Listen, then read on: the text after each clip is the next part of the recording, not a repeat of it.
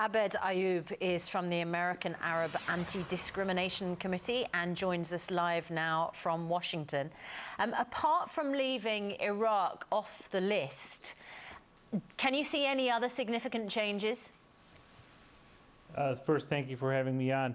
The most visible change and the most common change that we're seeing is the delay in implementing. The fact that this is not implemented immediately and there is a delay until the 16th of March. So we don't exactly know how this is going to have, what impact this is going to have on travelers and the direction it's going to go.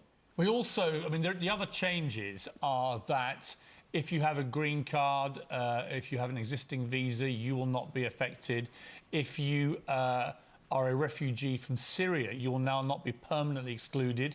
All refugees under the refugee program have been suspended for, I think, 120 days. But all this, just to remind people who are perhaps still confused about it, it's all a suspension, isn't it? It's a suspension of 90 days for people coming in from these 6 countries and for refugees for 120. It's not, as some think, a permanent ban at this stage.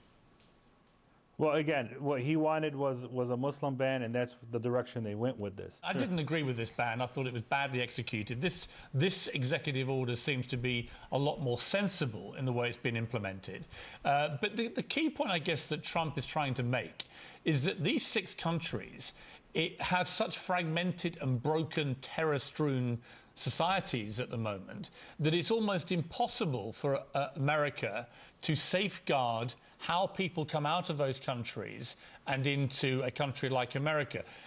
Again, playing devil's advocate here, if you were the President of the United States, given how difficult it is in those countries to get any kind of confident documentation and confident security measures, what would you do to protect American citizens?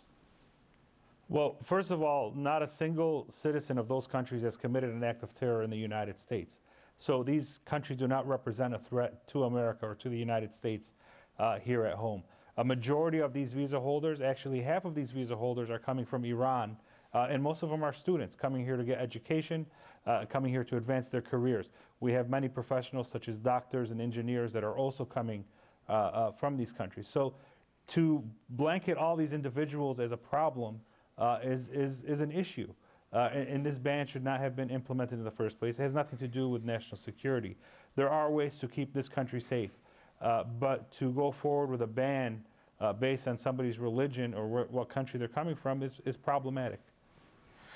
And there are concerns that actually in the president's attempts to keep the US safe from terrorism, it could inflame opinion.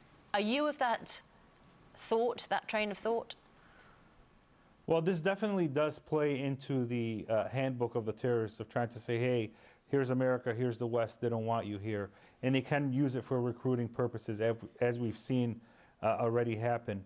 And I do believe they can use it. I do believe it does play into that hand, into the propaganda that, you know, America and the West are at war with Islam. As much as the president and this administration tried to deny that, this is the perception that they're giving by the language they're using and by the actions they're taking. Wow, that would be spectacularly bad news if it backfired in that way. Abed Ayoub from the American Arab Anti-Discrimination Committee, thanks very much indeed for joining us.